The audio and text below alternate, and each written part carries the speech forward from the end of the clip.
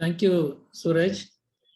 Dr. Prasad, before Yeah. you take up questions, let the panelists have their comments regarding Anila's talk and Suraj's talk, and we'll go into the discussions.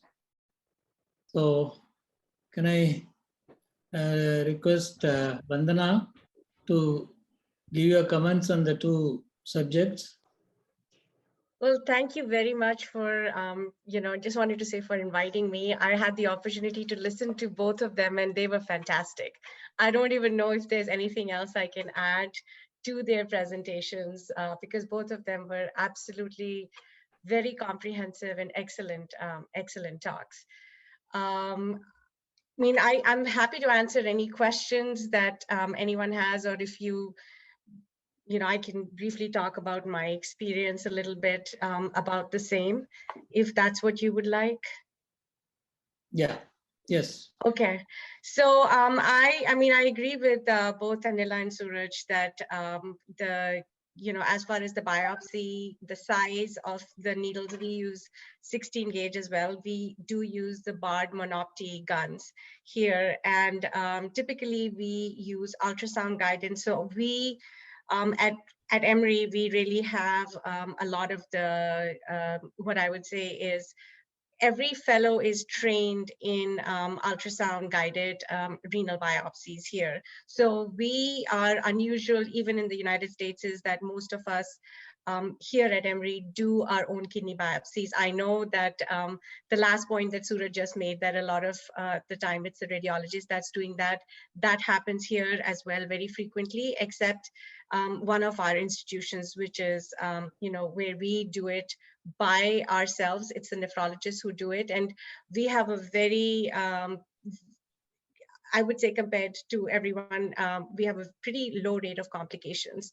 So the main thing that we try to watch when we are trying to do these things, and the one thing that is emphasized by both of them as well, is that the biopsy is an elective procedure. So if you have any of those contraindications, there should be a healthy respect for procedures, and to actually make sure that you are doing everything. So even when you do everything correctly, you will have complications.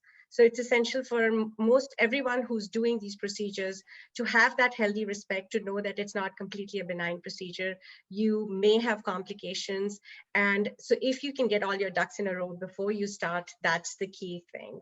But that's very general. I mean, you guys have really covered everything so comprehensively that I really can't add unless there's a specific question that you want me to answer. Yes. Dr. Soundararajan, sir, you want to add anything? It's an excellent presentation. I think only to add on, we all started by doing biopsy with modified Wim-Silver needle to automatic biopsy guns. The last part about, I think as nephrology, we should sit on our right to do the renal biopsy and follow it up. 2 points I like to supplement is, I always teach my patients 5 minutes before what I am going to do. That makes a lot of sense for them, to how to lie prone, keep a pillow, teach them what I am going to do. Many times it's obvious, it gets an excellent cooperation from the patient. Second, with even the worst of complications of bleeding, most of the time we have managed conservatively with transfusions and whatnot. We have never faced a situation to go for a nephrectomy. And very infrequent complication, AV fistula, most of the time we manage conservatively. That's the point we like to supplement. We had only one occasion to do a transnuclear biopsy in Ramchandra for a patient who was waiting for a liver transplant with massive proteinuria, renal dysfunction.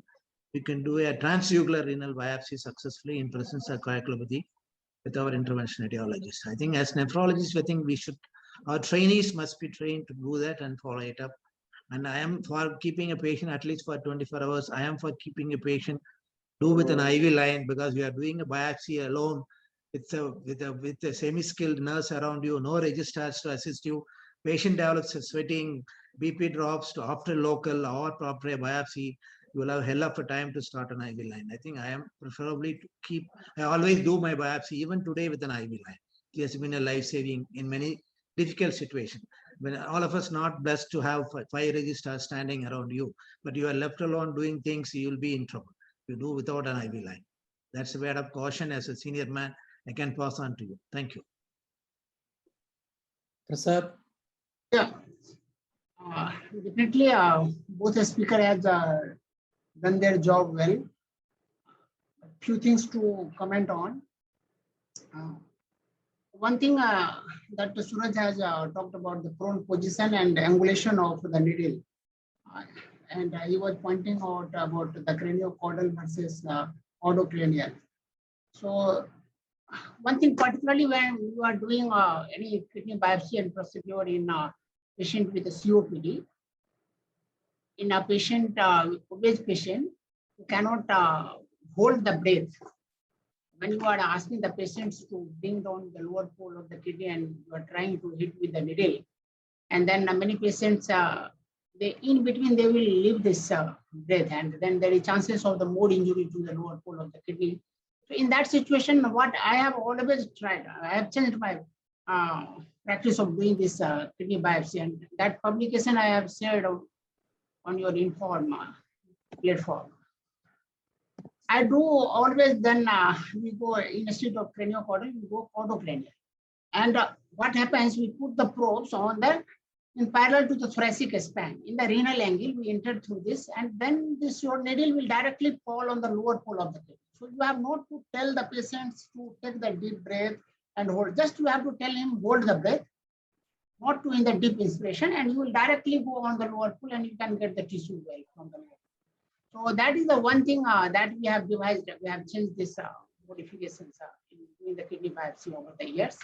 And we have randomized this study 40-14. There were no difference in any complications between them. And then one thing always comes, I would like to ask Dr. Bandra. So many times what you see, the complication comes when rarely we see any complications in doing biopsy in nephrotic patients. Hypercoagulable still, no chances of the bleeding, always any training can do. Complications we come across when you are doing very high risk patients having the crescentic glomerulonephritis, having the serum creatinine of 7 or 8 coming to us. And you need to do biopsy urgently and you have to treat the patients accordingly. So what is the protocol at your center, Dr. Bandra? What do you do in that scenario? That is the one question always comes in the mind of those who are doing high risk biopsy. Right. And so I think for us, we don't really have a separate protocol for high risk patients. We follow the same standard protocol for all our patients, irrespective. So we treat, in a way, we treat every patient as a high risk patient. And so all of the things that we can do in the beginning. So if you want to make sure that the patient is not hypertensive, there is, I think this is another practical point that comes up. What if the patient is anxious and the blood pressure is up, and what do you do in those cases? And everybody has their own cutoff. People may say 140/90, 150/90, or, you know, people may be even more liberal with 160/90, but I've rarely seen anyone beyond that. I personally have an issue if I'm going to go ahead and give an antihypertensive. So I can give an anxiolytic like Ativan right before you start. But giving an antihypertensive is not recommended right before you do the procedure, because you'll be unable to differentiate the effect of the antihypertensive from any potential complication that the patient may be developing. So to answer your question, really, we treat every patient as we have the exact same protocol. We have certain parameters that we want to make sure are ready before we do the procedure. And for us to, just like Dr. Sundaranjan said, we are, again, you have to be very careful whenever you do the procedure. The risk of complications is minimal, but when you have the complications, they can be catastrophic. And so when you're actually going in to do a procedure, the first thing that you want to really look at is, a lot of the times people are, you know, what are you doing with the procedure? What is it going to change your management? So if there's someone that is already high risk, you already have, you've done a urinalysis, you've looked at it, you see loss of CAS and everything, and you know that you're going to go on a certain path. Are you really going to change the management? That's the first question I tell my trainees with the biopsy that you're doing. And then when you're doing it, make sure that everything else that you can control is controlled. We specifically, like I again said, every parameter that we do, we try to make sure that it's under control, but we don't keep a separate algorithm for our high-risk patient. Treat every patient as a high-risk patient. Yeah. Then One question, the patient comes to dialysis dependent state, and so do you dialyze these patients, and then what is your serum creatinine cutoff level or the GFR that you try to maintain before doing biopsy? Right. So if the patient is already dialysis dependent, we definitely dialyze the patient before we do the procedure because we want to get rid of the uremic toxins. Not really concerned about the creatinine at that point, more the urea. And we try to, make sure that the patient is adequately well dialyzed prior to the procedure and no heparin during the dialysis. So if the procedure, let's say the biopsy is planned, and like Suraj mentioned earlier as well, is that they do their cases the first thing in the morning. We try to do the same thing because if you have a complication, it's best to have the whole hospital on there rather than just the people on call.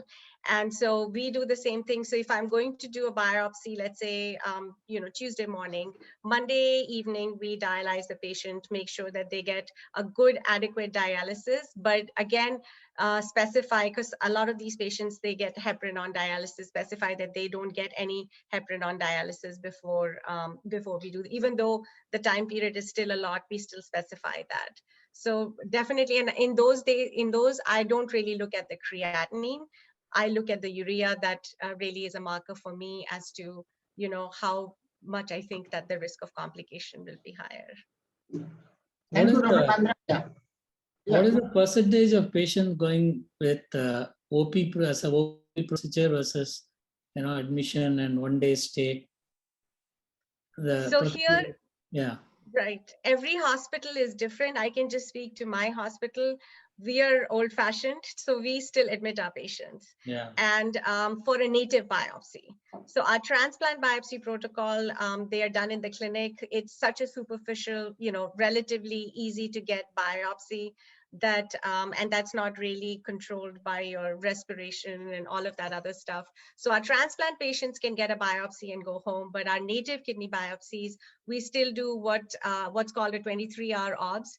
So the patients are admitted on the morning of, they get their procedure, we keep them, and again, we follow some, more antiquated protocols perhaps, but we do an H&H hemoglobin in the evening and one in the morning, and we collect the urine in aliquots before, every time the patient urinates, it's collected a little bit and you watch that. And the next morning after the H&H, the patient is free to go. So what is the ideal platelet count that you consider for getting the biopsy? Many times, particularly when you have the rejection ongoing in the kidney and you need to know whether there is a really in native kidney biopsy, sometimes even you can guess on looking at, but many times it is very difficult to decide. That matters. Yes. Biopsy in the graft. And many times with the rejections, you have thrombocytopenia also. So what is the cutoff value of the platelet that you consider is safe for getting the biopsy? Well, ideally, everybody would like 100,000. So, but there are times when you've got your back to a wall. And again, that goes back to the clinical, the holistic part of looking at the patient as a whole. Is first of all, you reevaluate, do you really need the kidney biopsy?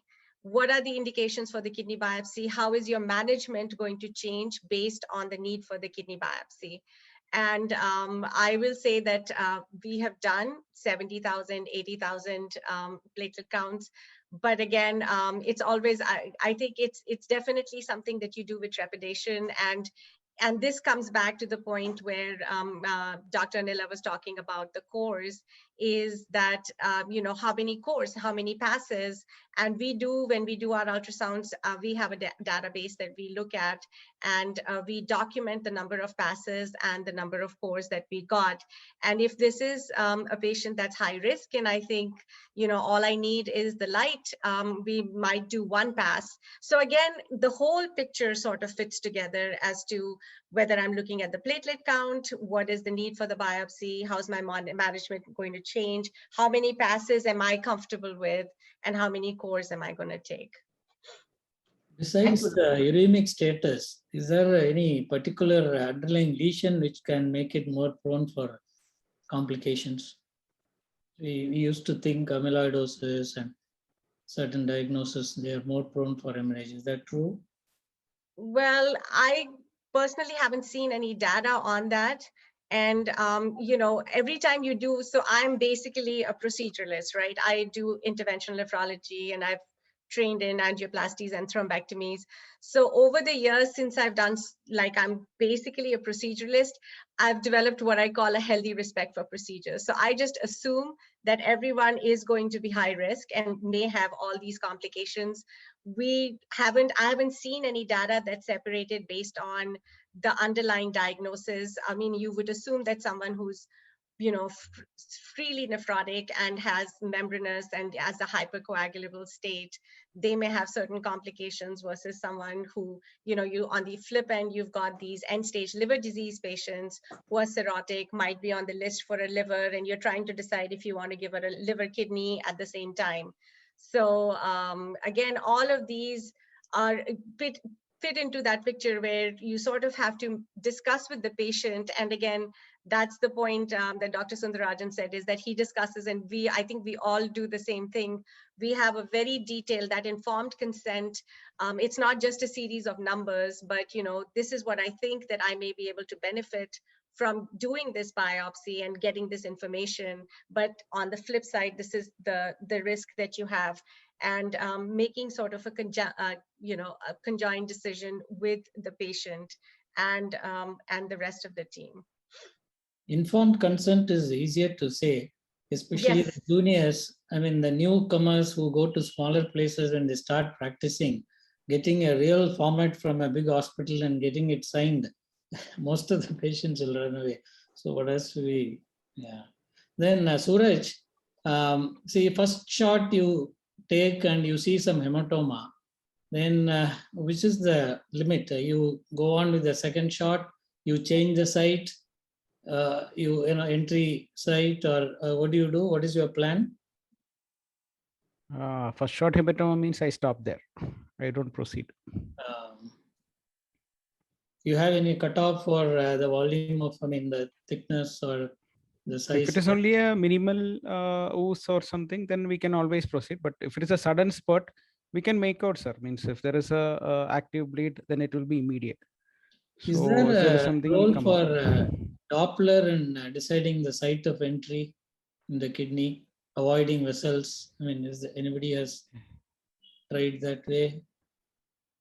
Generally, we know that poles, they are less vascular. So we try to get the lower pole. But because it is actually scary if you put on the color Doppler before taking the biopsy. Is there any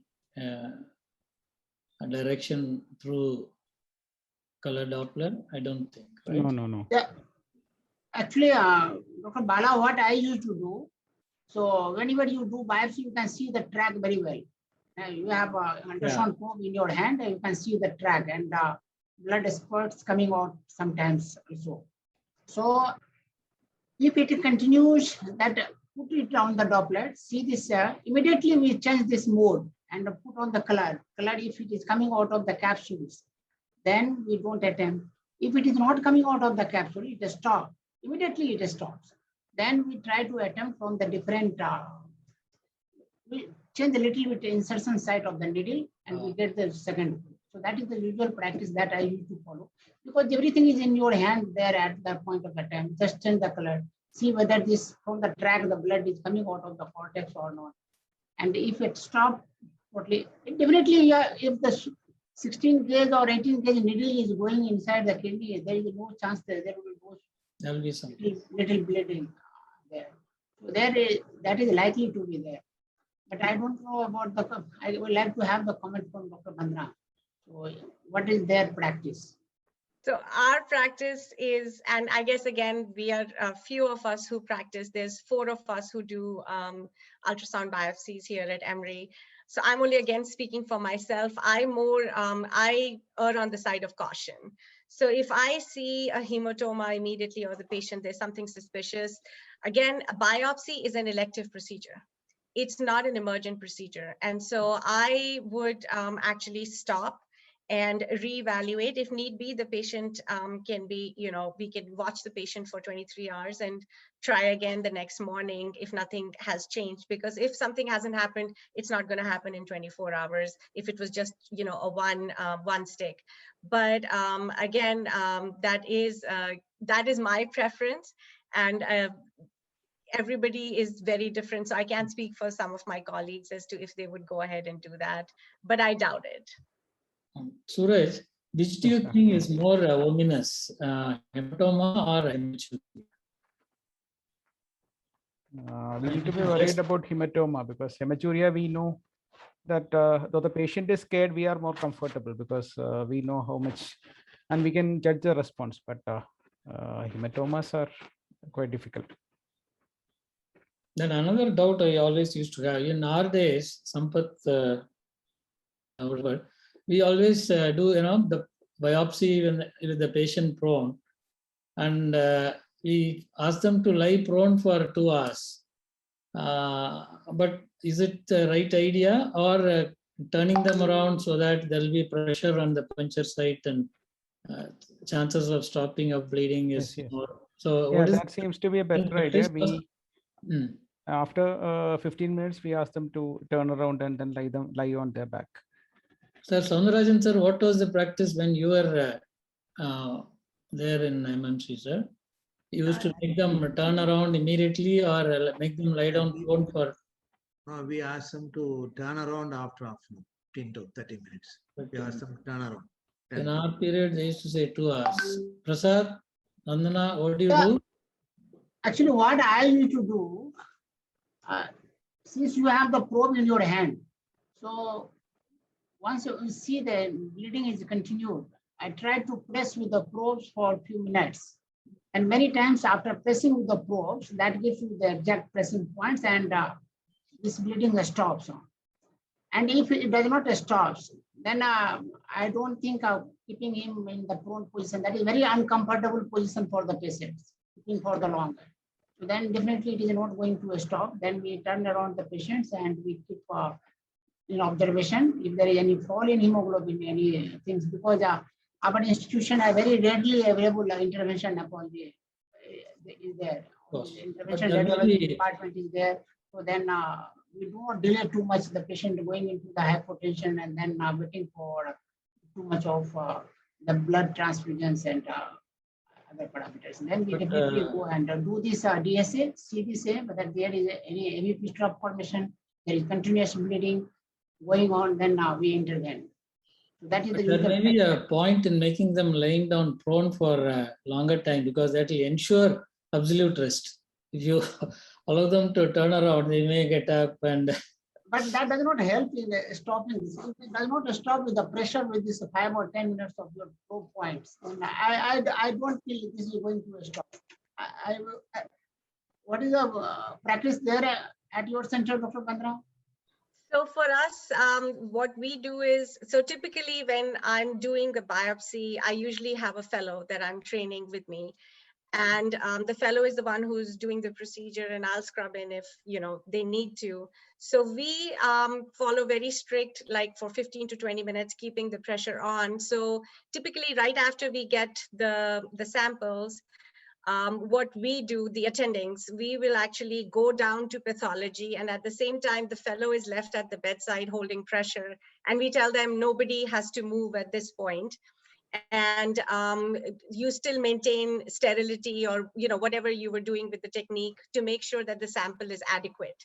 So if I've gone down to pathology, we look at it under the microscope together, make sure that the sample is adequate. All this while the fellow is still holding pressure on the patient, and they're still scrubbed in if things need to go. And then once we let them know that everything is fine, we do a little quick ultrasound, make sure there's no hematoma, and very carefully, the fellow and I will, it's not like we flip the patient, we'll actually turn the patient quite slowly, and then we have them lie down on their back, because the back really does provide some sort of hemostasis and pressure for the patient. And the body acts like its own sandbag.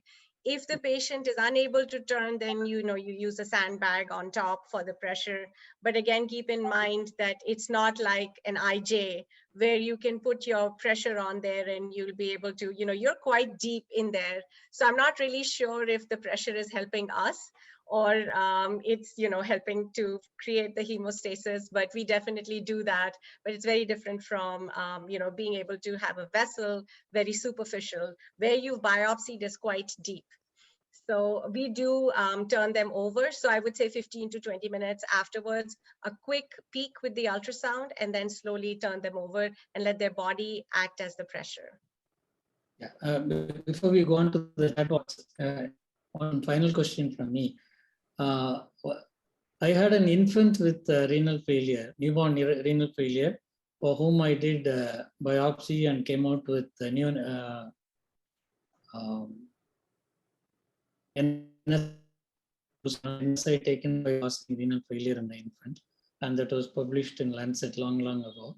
And I was naive, and I did a needle biopsy. But later I was told that newborns, it is not safe to do needle biopsy. You should have done open biopsy, something like that. What is the correct thing? What is the practice now? I'm not pediatric, so I have absolutely no clue. And another thing Dr. is, Bala, yeah, I have done one biopsy. I used to do a lot of pediatric biopsy also, because at our center we have a ready anesthetist also, and very small children also. We have done biopsy in 3 days children also, with having AC inhibitor induced fetopathy. using what? And that all done with the needle biopsy. So that was not, because needle biopsy. Not the open biopsy, needle biopsy, because now you have everything in OT. You have the ultrasonogram machines. You can just anesthetists are already there. Everyone is there, so you can just take a fewer times. Why to give so much of the big wound to do open biopsy? Yeah, I don't know. Always Then Suraj, why is horseshoe kidney absolute contraindication for biopsy? That is as per the AGKD, but if we can access the kidney with ultrasound, you can do it as well. Well, many times And vascularity may be abnormal, so that is another point what they say, that you might land up with trouble.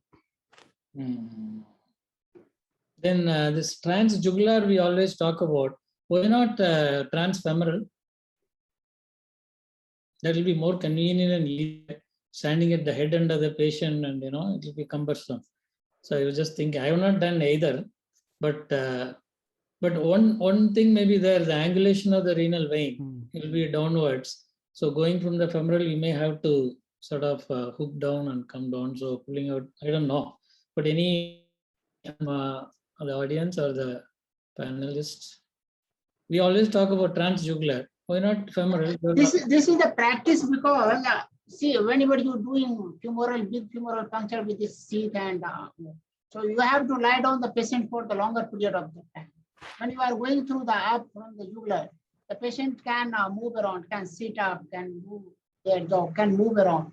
So what is happening when you are doing puncture here, putting the sheath, doing the big wires, and then you have to put the patient in the rest for few hours or many times at daytime.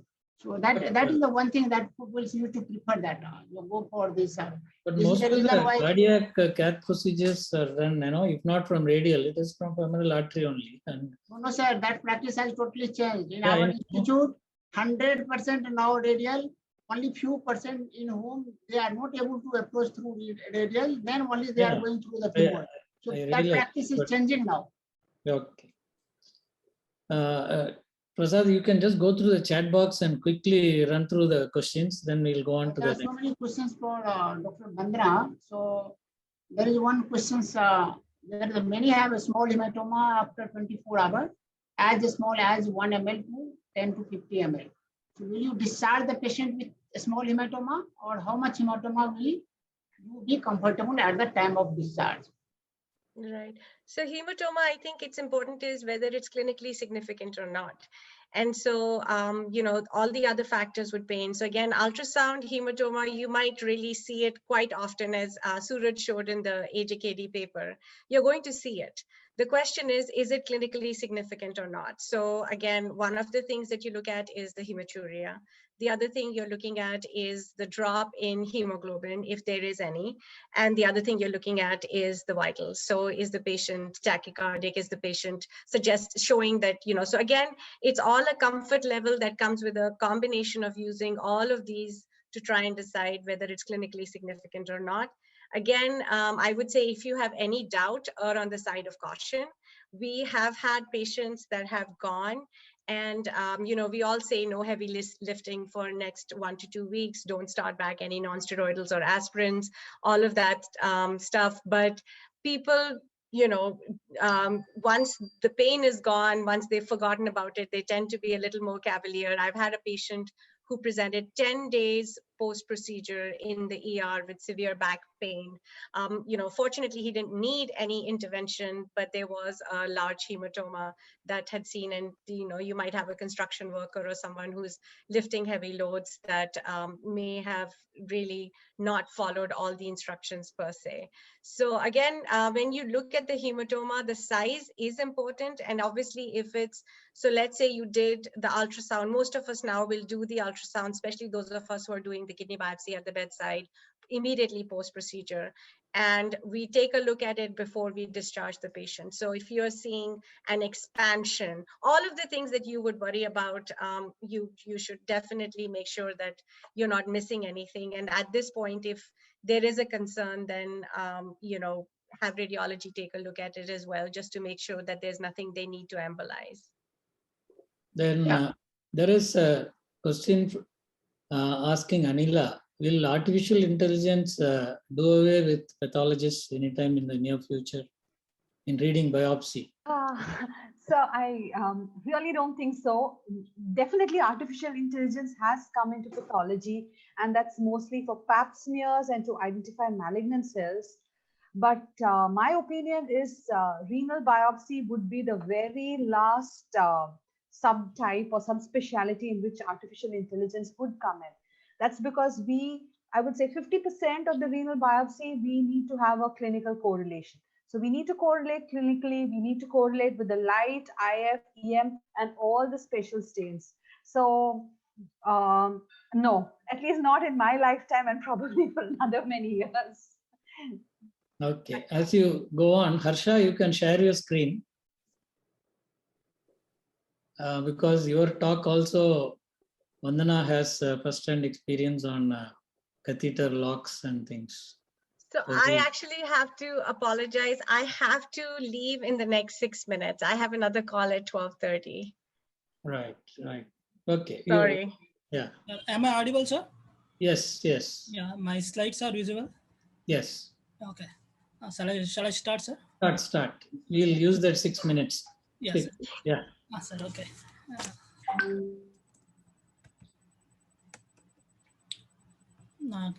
Good evening, respected teachers. First, I would like to thank my yes. First, I would like to thank Dr. Sampath Kumar sir and Balasubramaniam sir for giving this opportunity to present here. Today's my discussion is about the use of ethanol lock in treatment of hemodialysis tunneled central venous catheter. Catheter-related bloodstream infection is one of the major and common complications of hemodialysis tunneled central venous catheter. It leads to high morbidity, mortality, and cost also. tunneled central venous catheter have 15-fold increase rate of infection in CRBS, and all cases of mortality ranging from 12 to 25%. Definition of CRBS is same organism should be cultured from the catheter tip and also from the blood culture in symptomatic patient with no other apparent source of infection.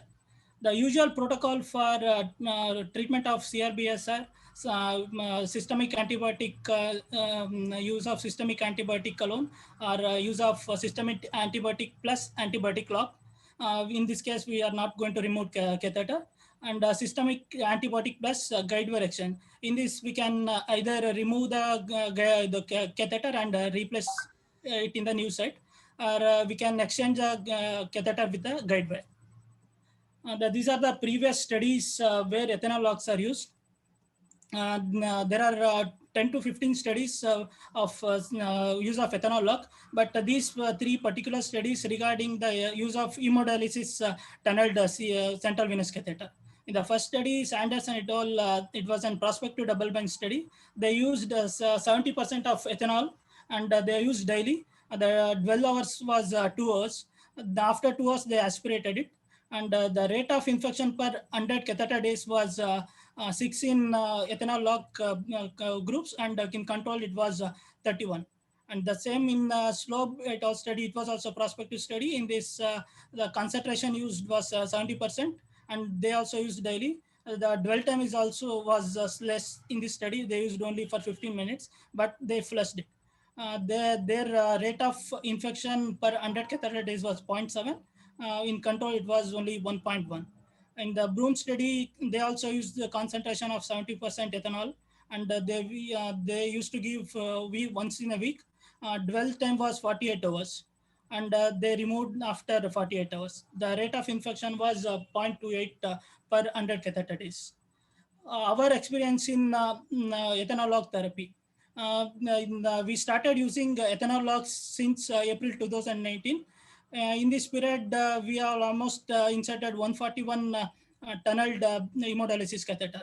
The inclusion criteria for our study was CRBS diagnosed either by blood culture or fever with chills during 2 consecutive hemodialysis, excluding other causes of infection. Method was we used 60% ethanol lock with 3.2 ml along with the usual systemic antibiotics. Frequency was daily. We used to give 4 to 5 days after with the 12 hours of 4 hours. After 4 hours, we used to aspirate. Out of 141 patients, only 23 patients developed CRBS, and the incident rate was 0.71 per 100 catheter days. The other Indian studies also have the same incident rate. One study from Gujarat showed 0.48 per 100 catheter days, and one study from Karnataka showed 1.48 per 100 catheter days. Out of 23 patients, 18 we are able to cure in 18 patients, and we are able to solve, we want to prevent the catheter removal. The rate of catheter removal was only 0.15 per 100 catheter days. The mean age of our study population was 51, and out of 23 patients, we are able to get blood culture in only 12 patients. And among 12 patients, the most common organism was Pseudomonas aeruginosa, but other literature saying the most common organism was in about 60% of the patient, it is Staphylococcus aureus, gram positive, and in the 30% of the patient, it is Pseudomonas. Out of 23 patients, 19 patients were diabetes mellitus. All out of 23 patients, 5 patients we are not able to salvage them. After 3 days of this ethanol lock, if the patient had persistent fever, we removed it. All the patient had diabetes mellitus. Conclusion: ethanol lock therapy along with systemic antibiotics is beneficial in the treatment of CRBSI, and it prevents early removal of tunneled hemodialysis catheter. It is relatively inexpensive and also prevents antibiotic resistance. And cost-wise, it is very cheapest. We used to charge almost 20 rupees for each daily 20 rupees for that. We used to give 4 to 5 days for that. Thank you, sir. Yes, Dr. Vandana, if you are there, you can give a quick comment and feel free to exit. Yes, I think this is very interesting. So I actually do have a lot of interest in catheter lock solutions, both for prophylaxis and for management. So I guess my 2 cents on that is that whenever I look at catheter lock solutions, you want to look at 2 different things in 2 different ways, right? You want to look at catheter lock solutions as prophylaxis of infection and prophylaxis of mechanical dysfunction.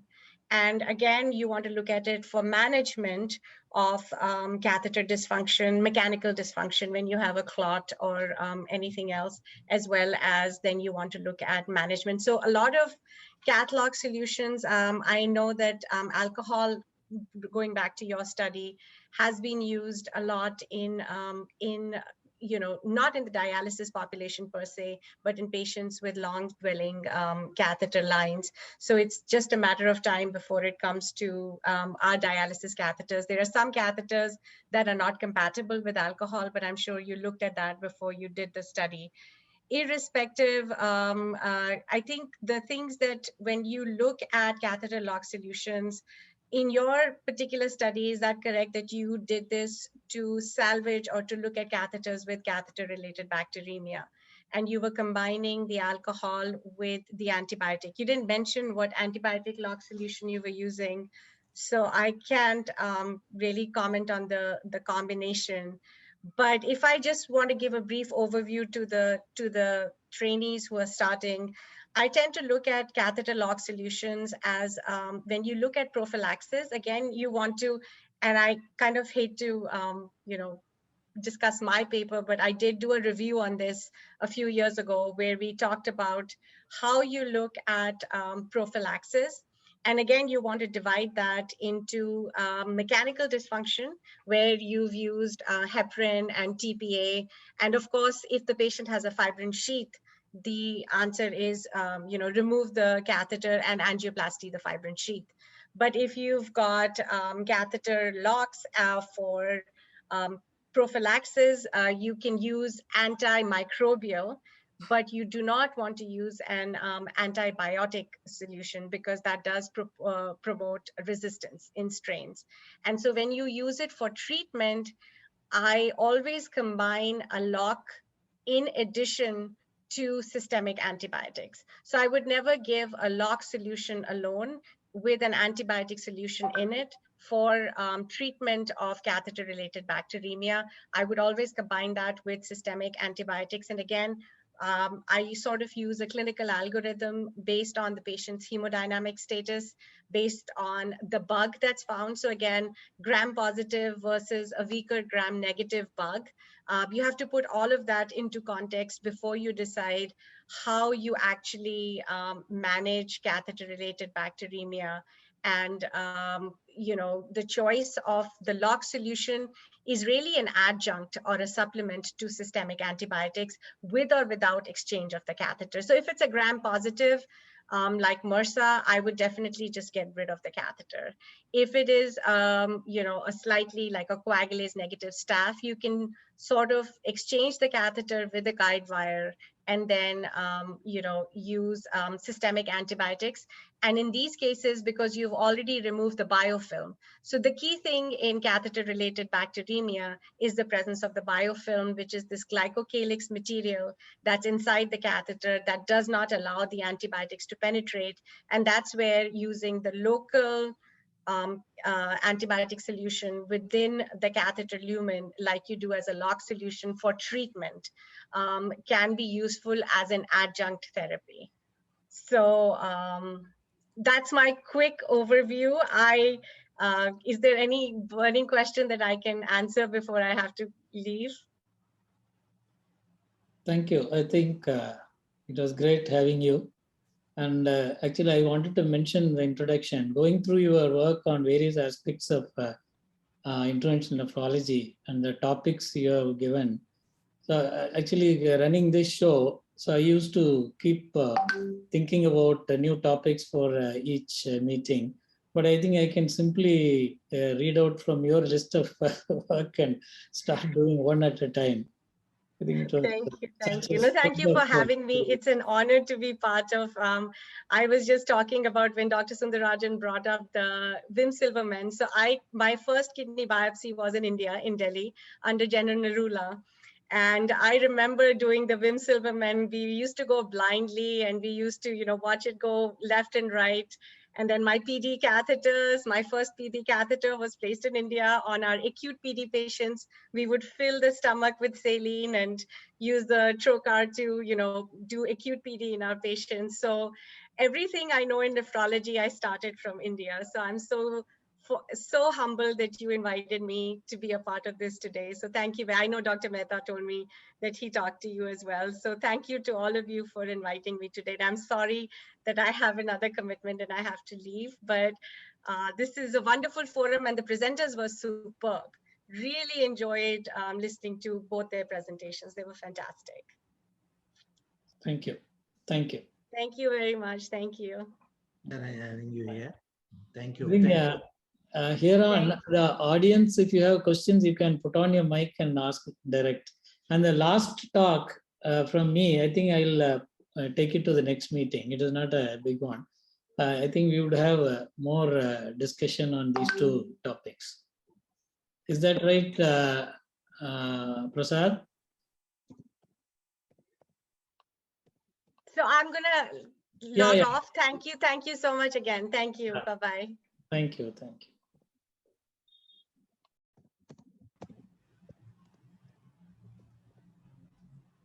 Yeah, the Sampath and other audience, you can put on your mic and come into discussion.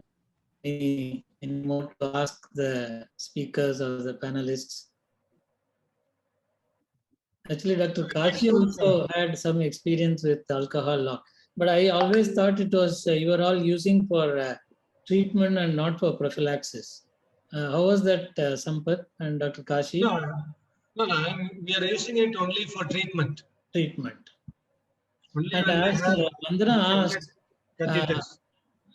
I mean, did we think about alcohol causing corrosion of the catheter and things like that? Yeah, we have specifically asked we are now using the latest catheters are alcohol safe. So we have asked the manufacturers of both Covidian and also Bard. They have said that alcohol can be used in their catheters. So modern innovations like how they come with MRI safe pacemakers, they come with alcohol safe catheters, right? Yes. Literature also says there are minimal side effects, only transient reaction like facial flushing, nausea, vomiting. Very rarely they have syncope. Only one case study has them. Slow-Bital showed only one patient had syncope after injecting ethanol. Actually, they flushed it. After that, they had an syncopal attack. Apart from that, there was no major side effects. Dr. Hemant?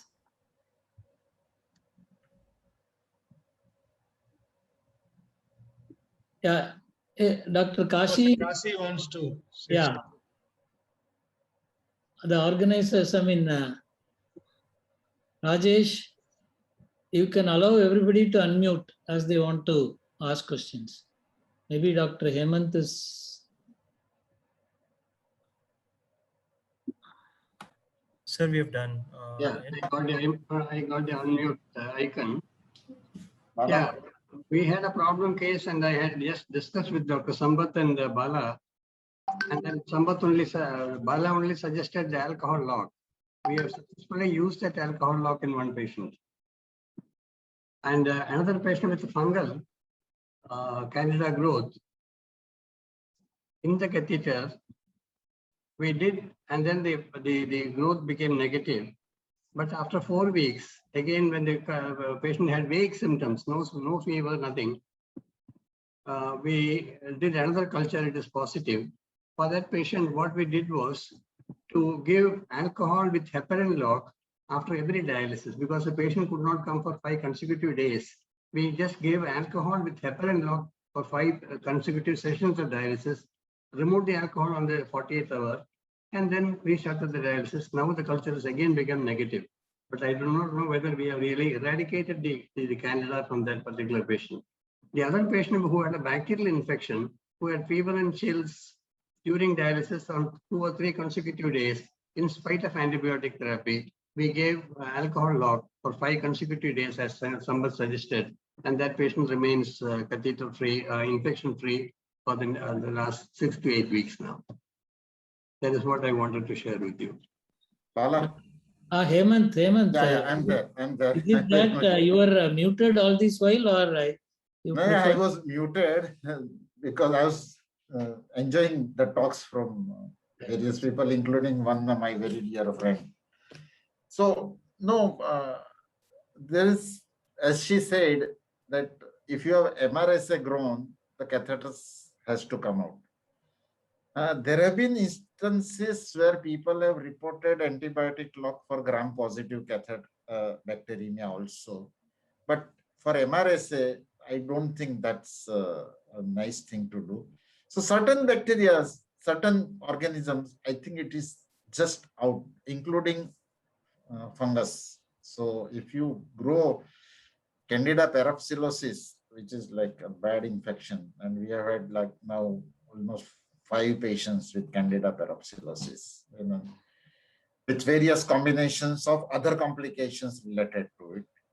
And the other day, somebody at another hospital presented a case where they attempted to do antifungal lock with Candida on board. Patient improved temporarily, but subsequently came back with metastatic infection, fungal infection, and died. So I had to get up and said the same thing. I said, why did you attempt in the first place? The fungus in the catheter should be out. You have to resite the catheter somewhere else. Treat, make sure your your blood cultures are negative. Right. Yeah. Let me announce to the forum who have not seen the WhatsApp group. Dr. Mehta Hemant has been awarded the Dronacharya Award from Avatar this year. So I think we should congratulate him for his achievement. Congratulations, sir. Congratulations. And Sampath, I thought this prophylaxis also might be a good idea, weekly once or something. Some papers were there, no? Because once the infection sets in, and maybe we'll have to have some cutoff of procalcitonin. Sometimes if it is more than beyond a point, I think we shouldn't be trying simply only alcohol. And what is your idea on that? No, I have not given thought to that. I think if the patient is very sick with septic shock, no alcohol, we have to remove it. Otherwise, we can try. Yeah, because after your suggestion, we have been trying, and whenever they were, when procal was high and they were sick, I think we shouldn't try. And this prophylaxis, maybe, we may have a point doing it, if not daily, once in a week or so. What do you think, Kasi sir? Yeah, what we are trying now is once there is a suspected infection, we are giving for 5 sessions of dialysis, total alcohol lock for 48 hours. You lock it instead of the locking with heparin, we lock with heparin and alcohol. 70% alcohol, somebody was asking, it is 70%, we have to make it 70% by taking 100% alcohol or absolute alcohol, diluted to 70%, and then put it into the catheter. Right. Then is it Thomas Matthew sir there in the group? I see one Thomas Matthew. Anila, is it? Okay. Then okay. Hemant, like how you suggested one should be estimating the maximum flow in a jugular catheter as they undergo dialysis every time, so that when it starts getting reduced, that's the time you should start using those anticoagulants like the streptokinase, urokinase, etc. So like that, here for infection also, I think when you suspect early infection, mild chills and things, that is the time we should attempt alcohol, I think.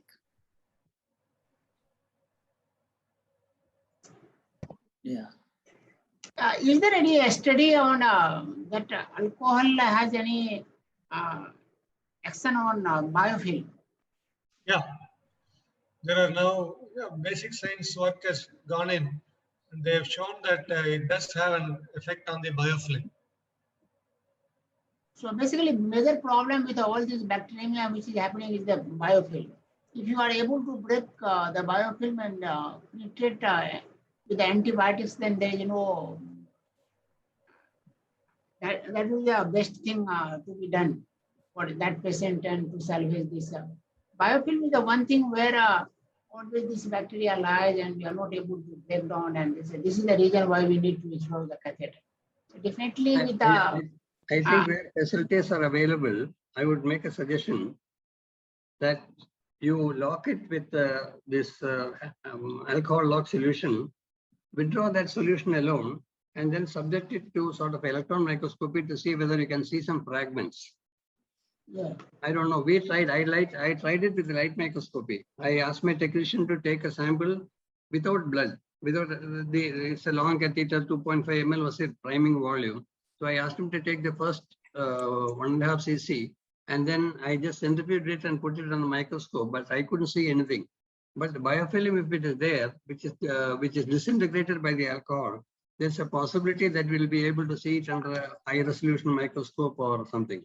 So this is something worth seeing, because biofilm is only a slimy thing, and if it is dissolved in alcohol, then that will be one of the treatment modalities for treating intraluminal biofilm. We can't do anything about the extraluminal biofilm in a catheter.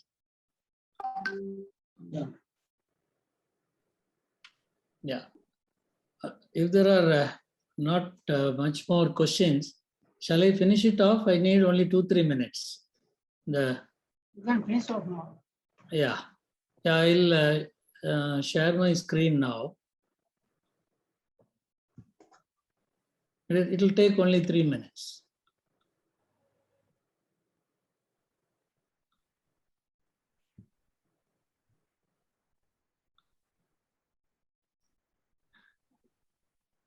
Yeah. So this is about guiding the guide wire. Say when you are trying to put in a tunnel catheter through either the right jugular or the left jugular, there will be times when, especially if it is left-sided, because we started this forum with the left-sided tunnel catheter insertion.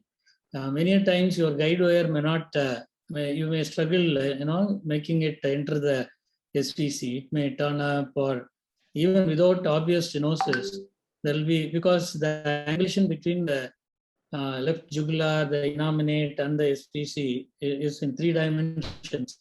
So this guide wire can sometimes unnecessarily get coiled, and you may be finding it difficult. Just you go through this video, you'll see I'm trying to put in the guide wire from the left side because right side there was a problem. You see that simply it was not taking a turn there. I was trying to rotate the wire, bring it, then every time it was going up into the jugular. So I was wondering how to get over this. Then I was, as I was going to put in a dye and see, then I had an idea. See, left side tunnel catheter, I always use this glide path catheter, which has a stillet, which has a bore for the guide wire. You know that. So you will see this.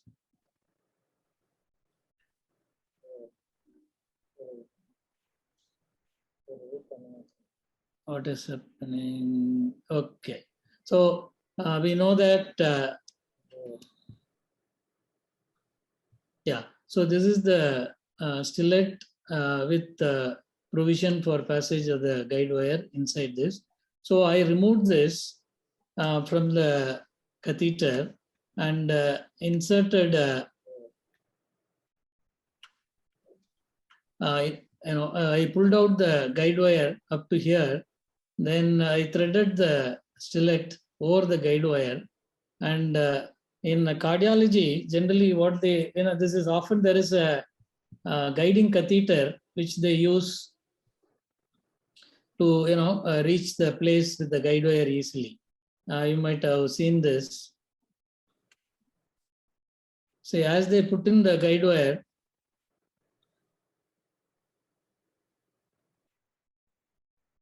the guide wire, the guiding catheter is taken quickly, and so that the guide wire doesn't stray anywhere, and then they pull out the guide wire. So, but something like this will not be available to us when we are trying to put in the tunnel catheter. So I sort of innovated and put in the threaded the stillet over the guide wire, and easily it turned into the SVC, and then I could push in more of the guide wire, then go on with the procedure. So this is just a tip I thought I'll share with you. Another use of this stillet or the glide path catheter. Yeah, I'll stop here.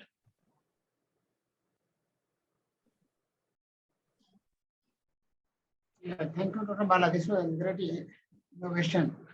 Bala, is that stillet reusable? Bala, Very is practical. that stillet reusable? Maybe you can ETO and use it, but with every catheter one comes now. So you'll have, if you are using the glide path catheter, there are many people using this on the right side, throwing away the stillet, simply putting in the sheath and using the putting in the catheter. But its real requirement is there. I thought in two situations. One was in the left-sided jugular catheterization. The other one is exchange. I thought when Sampath tries to exchange, next time you try using this, because this stillet with the guider inside will make the catheter stiffer so that you can exchange easily. So these are the two special situations. I thought there will be a role for this particular model of catheter. And this was a chance finding. I don't know. I mean, that was only in two cases. I thought it was working. I think Hemant should be, but experts like who are doing plenty of things, they'll have methods to manipulate the guide wire. But for us, for beginners, I think this will be one good idea.